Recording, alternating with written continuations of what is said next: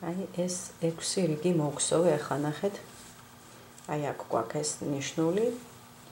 აი თუ ატყობთ ახლა აი ამ ზოლის შემდეგ აი ეს იყო ერთი რიგი, აი ეს პირველი რიგი, მეორე, მესამე, მეოთხე, მეხუთე და მეექვსე. აი ესე მოვედი ზემოთ. მხარეს ვართ, ხო? სადაც კაპიშონის მხარეა ეს. ეხლა აქ ერთ თავისუფალ თვალს მოვხსო, მოვტრიალდეთ. და ეხლა აი იმის მიხედვით თქვენ და მოიზომოთ ეს მაინც მე არ მაქვს განსაზღვრულად ზუსტად აი რა სიმაღლეზე გავაკეთოთ ჭრილი. აი ეს ჭრილი, აი ძალიან ინდივიდუალურია. ეს ეხლა თქვენ რაც მოგხსოვეთ, მოიზომეთ და სად გირჩევნიათ რომ აი რა ადგილას იყოს თქვენი ჯიბე, ხო? მე ეხლა ფიქრობ რომ აი სადღაც ეხლა აქ ცოტა გაგიჭირდება თქვენ რომ შეხედოთ, მაგრამ აი ესეთი აი ესეთ ადგილას სადღაც ეს 13 სანტიმეტრი უნდა იყოს ეს ნამდვილად და დანარჩენი აი ძირიდან ხო აი სადაც ქვემოთ მხარეა კაპიშონის აი სად გინდათ რომ იყოს ეს არის თქვენზე დამოკიდებული რამდენად ანუ ესე მოხერხებულად იქნება ეს ჯიბის პოზიცია ესე გააკეთეთ თავარია სიგრძე ჯიბის ჭრილის იყოს ესე 13 სანტიმეტრი კარგი, დაბა ახლა მე გავყვევი და ეს ჩემის ძაფის შემთხვევაში ეს 13 სანტიმეტრი არის 8 თვალი. აი 8 თვალი უნდა გავიაროთ, ესე გაჩვენებთ ახლა. ჯერჯერობით მე ახლა მოვტრიალდი და მე-7 რიგს იმაშვები. ესე იგი ვხსოვ, უკანა კედელში შესულით და თვლები ნამატის გარეშე, ჩვეულები როგორც აქამდე ვხსოვდი, უბრალოდ აი გარკვეულ მანძილს რომ გავივლი გავაკეთებთ თავისუფალ თვლებს მოგხსოვთ აი 13 თავისუფალ უпроსტად 8 ჩემ შემთხვევაში 8 თვალი გამომდის რომ 13 სანტიმეტრი გამომივიდეს აი ესე ეს არის მე-7 რიგი აი ნიშნულის შემდეგ ნიშნულის ჩათვლით სხვათა შორის ნიშნულისაც დავამაგრე ის რიგი ითვლება ხო აი ესე გავყვები ახლა ამას მაინც ჩავწერ ახლა კი ესეთი არაფერს ესეც არ ვაკეთებ ქსოვის პროცესია, მაგრამ აი რომ მივახლოვდები, ესე იგი ზემოდან ქვემოთ ჩამოვდივართ ახლა ესეთი რიგი არის ეს ნიშნული შემდეგ მე-7 რიგი ესე გამოდის და აქ უნდა გავაკეთოთ ჭრილი, ესე იგი რამდენ თვალსაც მოგხსოვთ აი თავისუფალ თვლებს, იგივე რაოდენობა თვლების უნდა გამოტოვოთ და ხვდებით რომ იქ ესეთი ფორმირდება ესე ჭრილის ადგილი. ახლა ცოტა მივახლოვდები ისეთ ადგილს, რომ თან მოვიზომებ კიდეც. აი თქვენც გირჩევთ, რომ მოიზომოთ, იმიტომ რომ მე დარწმუნებული ვარ, ზუსტად ესეთი ზომის და სისქის ძაფი შეიძლება ვერ ნახოთ და თუნდაც რომ ნახოთ, თქვა და ესეთი ზუსტად ზომების გქონდეთ, ხო, როგორიც მე მაქვს. მოჭიმვას აქვს მნიშვნელობა, აი როგორი მოჭიმვით გსოთ. თუნდაც რომ იგივე ზომის ყაისნაღი გქონდეთ, მე ხა ვაკვირდები ამ ქსოვის პროცესში. თუ ძალიან ესე ხელი ცოტა მომეჭიმა, უფრო მოჭიმული ნახსოვი, უფრო პატარა გამოდის, რა თქმა უნდა, თვლები. აი ხა მე უკვე ცოტა ესე თითქოს მივახლოვდი და მოდით ჩემთვის ესე მოვიზომავ. და თქვენც გეტყვით, აი დაახლოებით ეს ბეჭზე აუცილებლად დაიდეთ შუაში, ჩვეულები როგორც უნდა იყოს ხო ეს ბეჭის ადგილი და ხო ცოტა კიდევ ქვემოთ მოკლედ აი ესე კიდევ რამდენიმე თვალი მაქვს მოსახსოვი როგორც ვატყობ და ესე თითით დავადე სადაც უნდა აი აქედან დაიწყება ჩემი ჯიბე კიდევ 1 2 3 4 და მე-5-ც შეიძლება ვნახოთ აბა 2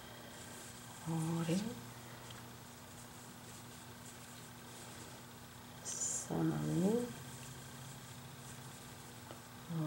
4 აი ესე გვაქვს ახლა მე აქ კიდევ ნახავ როგორ არის ეს ჩემი 8 თვალი აი აქეთ ამის შემდეგ 8 თვალი უნდა გამოტოვო იმიტომ რომ ეს 13 სანტიმეტრი გამომივიდეს აბა ვნახოთ თან გადავზომავ ესე თან გავზომოთ ესე იგი აი აქ 1 შემდეგი თვალი ხო 1 2 3 4 5 6 7 8 აი ეს არის ჩემი 8 თვალი და ახლა გავზომავ თან რომ მაინც კი, აი 13 სანტიმეტრია ზუსტად. აი ესე. კარგით, ესე იგი, ზუსტად ესე 8 თვალის გამოტოვებით, აქ სამაგიეროდ 8 თვალს მოვგსოვ მე ახლა. 1 2 ან დაახლოებით ისეთივე ზომის თვლები უნდა გქონდეთ, როგორც აი ძირითად ნაკსოვზე გაქვთ, ხო? არ მოჭიმოთ ძალიან. თავისუფლად ესე.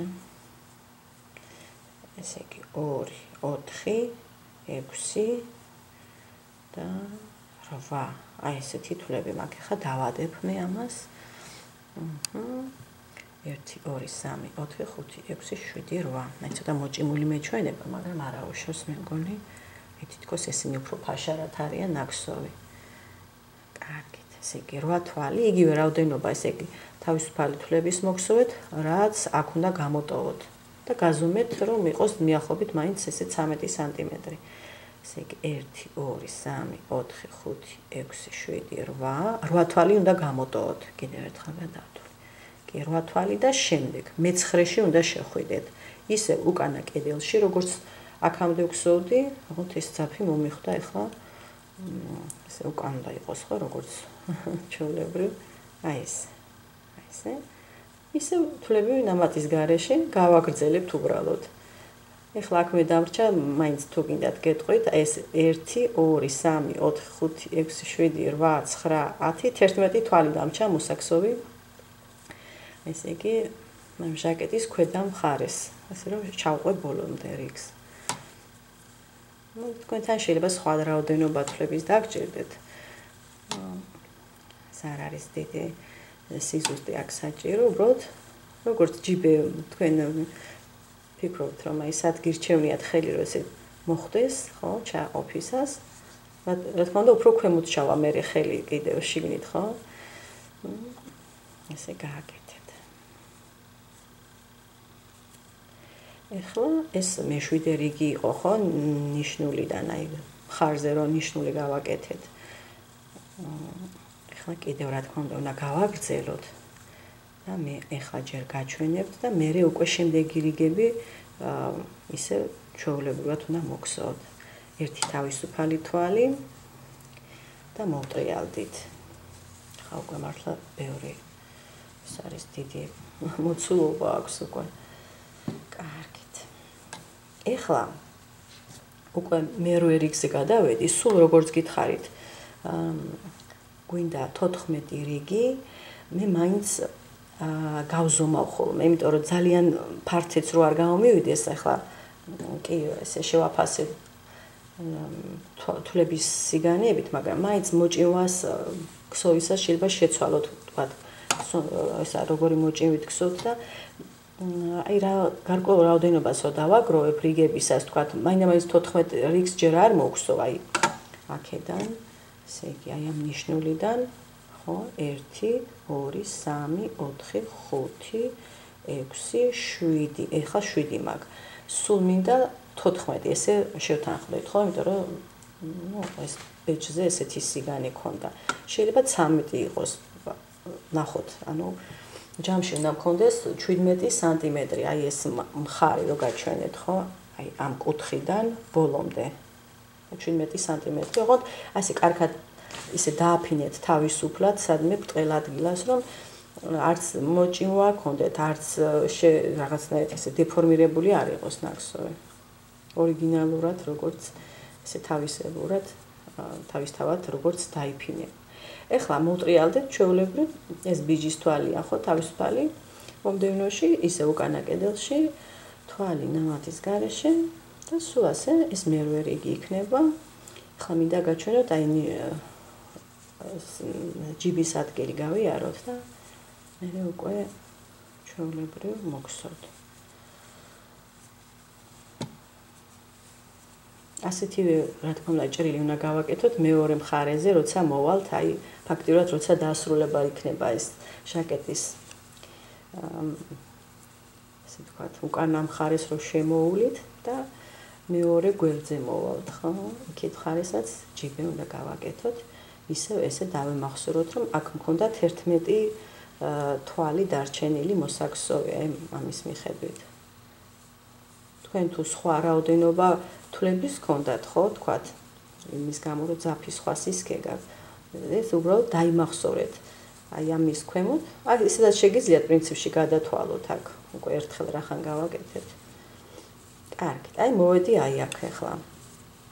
აქ ახლა ჩვენ აი სადაც ეს ასეთი ნაკსოვი გვაქვს. ესეთი ლამაზი ნაკსოვია. აქ ჩვენ შევალთ ისე უკანა კედელში. აი ისე როგორც არის, ხო? ეს თავისუფალი თვლები გაქვთ აქ. აი ესე გაქვთ, ნახეთ. აი ესე. ისე უკანა კედელში შევალთ. და მოგხსოვთ თვლებს ნამატის გარეშე, როგორც აქეთ გხსოვდი.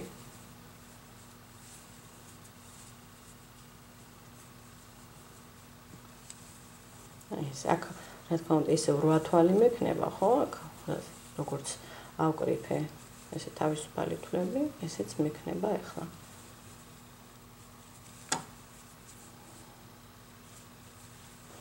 ამ ჯიბის შიგნით შემდეგ უკვე ჭრილის შიგა მხარეს ბოლოს ჩვენ გავუკეთებთ როგორც სარჩულივით უნდა გავუკეთოთ, ხო? ანუ სადაც ჯიბე იქნება ესე ფორმირებული.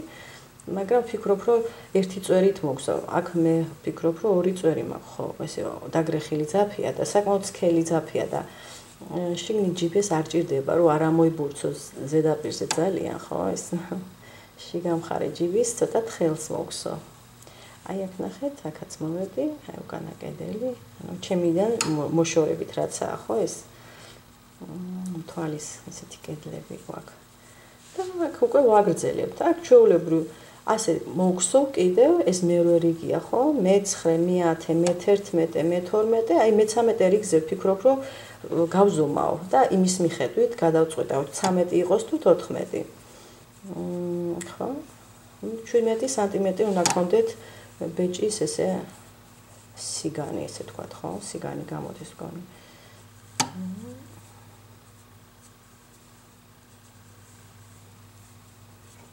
ესე გავივით და დააგროვეთ რიგები.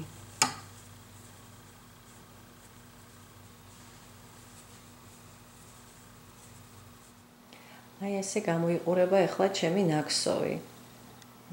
აი მინდა რომ შევიდანაც შეგახედოთ. აი აქ ხედავთ, აი ჩვენ ნახეთ, აი ძაფის ბოლოსა და აქედან დავიწყეთ. აი ესე, ხო, გსოვეთ. აი აქ კიდევ გამოვყევი და შემდეგ აქედან რომ წავედი, აი აქ უკვე მოუხვიე, უკვე მხარისთვის ესეთი დაბალი ნაკსოვი გჭირდებოდა. აი ესე ვიარეთ და ეხლა გეტყვით, აი ნახეთ, აი აქ არის ჭრილი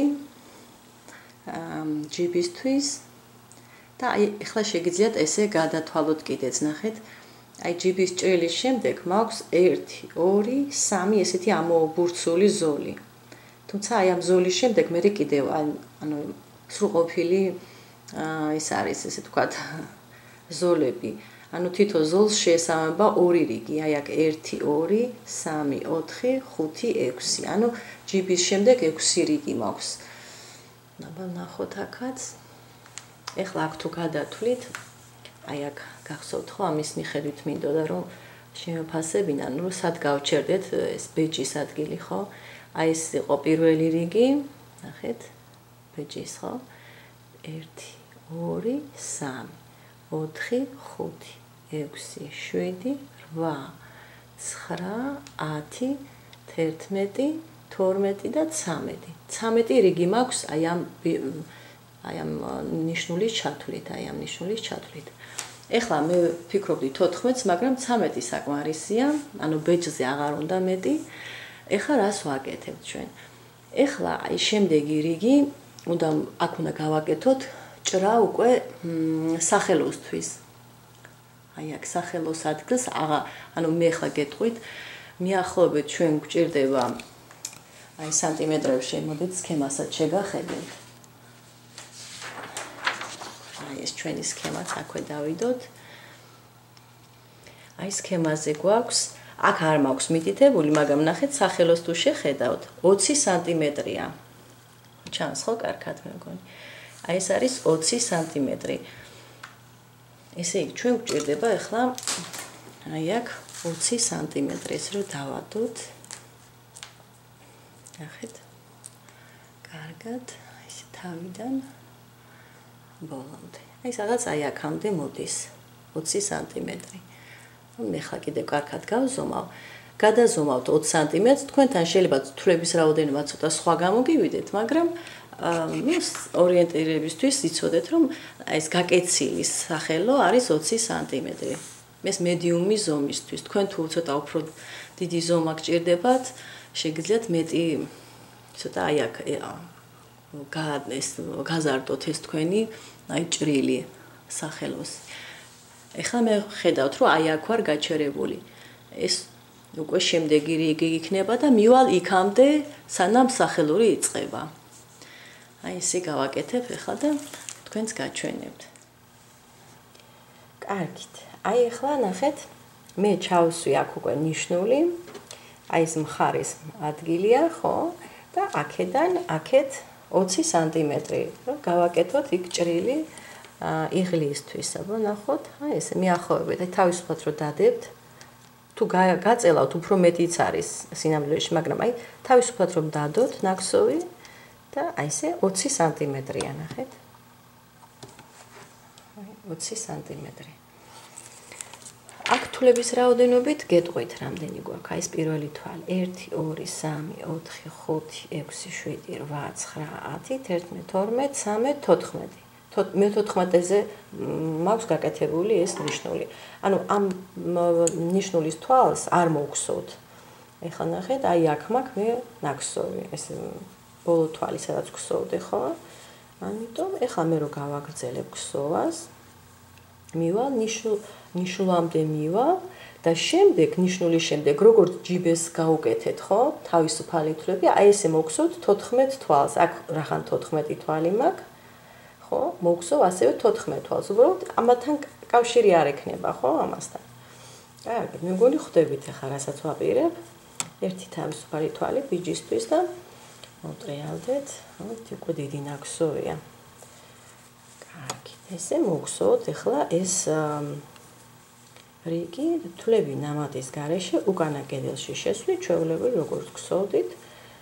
სანამ ნიშნულამდე მივალთ, აი მანამდე ესე ვხსოვთ. შემდეგ თავისუფალ თვლებს მოვხსოვ. ესე გაყევით თქვენც.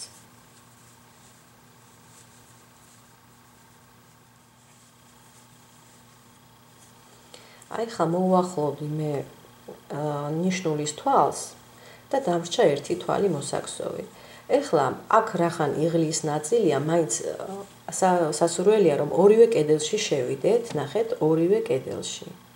აქამდე სულ უკანა კედელში შევდიოდი, ხო? ორივე კედელში შევიდეთ, რომ ცოტა უფრო კარგად იყოს ეს ადგილი დაფიქსირებული. და ამის შემდეგ უკვე როგორც გახსოვთ, აქ 14 თვალი მქონდა, ნახეთ. 1 2 3 4 5 6 7 8 9 10 11 12 13 და 14. 14 თვალი უნდა მოგხსოვთ როგორც ჯაჭვისებური თვლები ესე, ხო? 1 2 3 4 5 6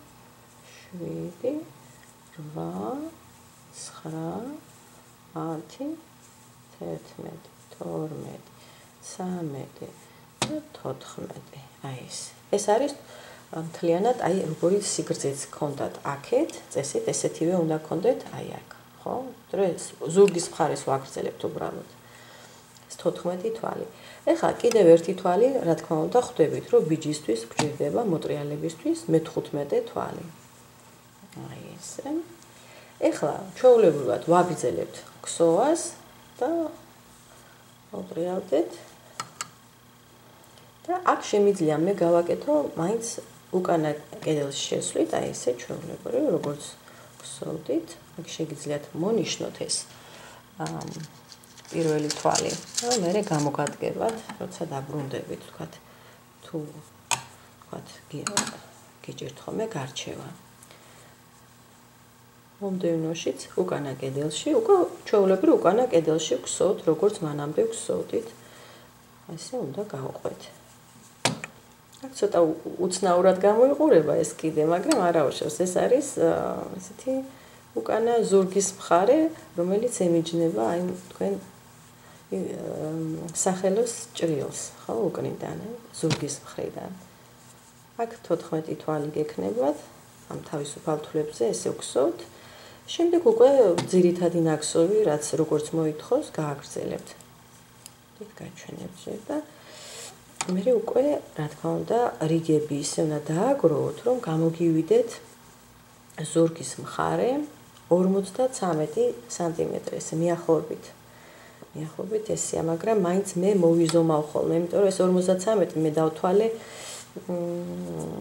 აი ესეთი აი 17 სანტიმეტრი ბეჭზე და ასე შემდეგ ეგ საყელოზე როგორ მქონდა და მაგრამ მე მირჩევნია მაინც რომ დავიზომო ხოლმე, შეიძლება ესე დიდი სხვაობა მაინც არ შეიძლება იყოს გადახრა, მაგრამ 1-2 რიგი შეიძლება იყოს განსხვავებით. აი ხა ნახეთ აქ უკანა კედელში ეს ბოლო თვალია აი აქ თავისუფალი თვლები რომ მქონდა. თვლები ნამატის გარეშე ხო სულ. აქ უკვე გააგრძელებთ აი როგორც იყო აი აქ უკანა კედელში ჩვეულებრივ არც ერთი თვალი არ გამოტოვთ ხო ყველა თვალში შედით აუცილებლად. უკანა კედელში სულ ასე იქსოვება.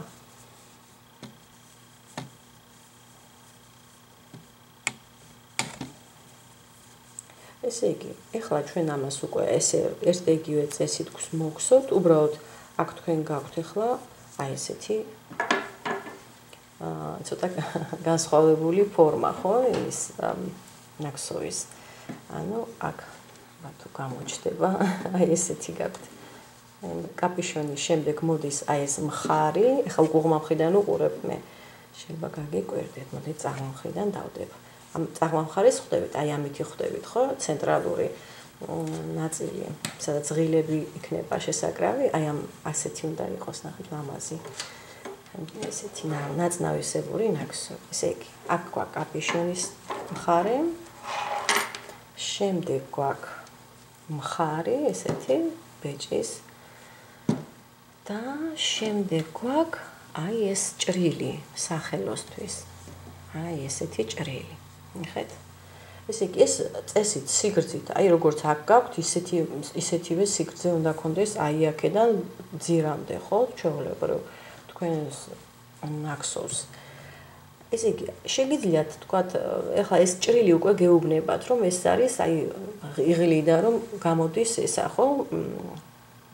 სადაც ნაკერი უნდა ყოფილიყო წესით. მე ხა ნაკერის გარეშე ვგსოვ ასეთ ჟაკეტს. ამის შემდეგ, აი ამ ზოლის შემდეგ, თქვენ უნდა გქონდეთ 53 სანტიმეტრი აი ესეთი ნაკსოვი. იმდენი რიგები უნდა მოგხსოვოთ და აი მაშინ შევხვდებით ერთმანეთს. შემდეგ უკვე მეორე მხარეზე გადავალთ, ანუ წინა მხარეს მეორე ნახევარი რო გვაქვს მოსაქსოვი, აი მას მოგხსოვთ. თუმცა იქამდე ეს ჭრილი კიდევ ერთი ჭრილი გვექნება გასაკეთებელი. აი ბოლოს როცა შევხვდები. ეხლა ამის შემდეგ, ხო, რო გითხარით 53 სანტიმეტრს რომ მოგხსოვთ, მიახლოებით ეხლა თქვენ მაინც ზუსტად 53-ს ნუ მოგხსოვთ, მე რომ შევხვდებით, თქვენს გაზომეთ, თქვენზე მოირგეთ და ესე. შემდეგ ჭრილს გავაკეთებთ, აი მეორე სახელოსთვის. კარგით. ესე გაყევით და გსოვეთ.